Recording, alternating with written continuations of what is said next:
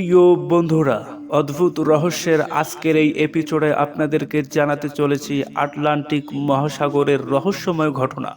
Bermuda Tangail Atlantic মহাসাগরের একটি এলাকা, যেখানে জাহাজ, বিমান, মানুষ অদ্ভুতভাবে নিখোঁজ হয়ে গেছে শত শত বছরের ইতিহাসে।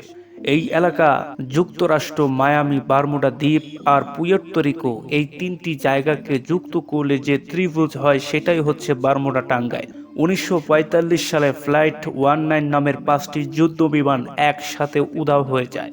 তাদের খুঁজতে পাঠানো বিমানটিও হারিয়ে যায়। অনেক জাহাজ কোনো সংকেত ছাড়াই হঠাৎ অদৃশ্য হয়ে গেছে। যারা বেঁচে ফিরেছে তারা বলে কম্পাস ঠিক মতো কাজ করেনি। হঠাৎ আকাশ অন্ধকার হয়ে গিয়েছিল আর চারদিকে ভয়ঙ্কর কুয়াশা নেমে এসেছিল। এ বিষয়ে বিজ্ঞানীরা কি বলে? কারো মতে এখানে চৌম্বক ক্ষেত্রের অস্বাভাবিকতা আছে, আবার কারো মতে সাগরের নিচ থেকে মিথেন গ্যাস উঠে আসে যা জাহাজকে ডুবিয়ে দেয়। আবার অনেকে অলৌকিক ভিনগ্রহী রহস্য মনে করে থাকেন। এখনো নিশ্চিতভাবে কেউ প্রমাণ দিতে পারেন। তাই বারমুডা টাঙ্গাইলকে পৃথিবীর সবচেয়ে বড় রহস্যগুলোর মধ্য থেকে একটিকে বলা হয়। এ ছিল আজকের এপিসোড। নিয়মিত অদ্ভুত রহস্য জানতে আমাদের চ্যানেলটি সাবস্ক্রাইব করে পাশেই থাকুন।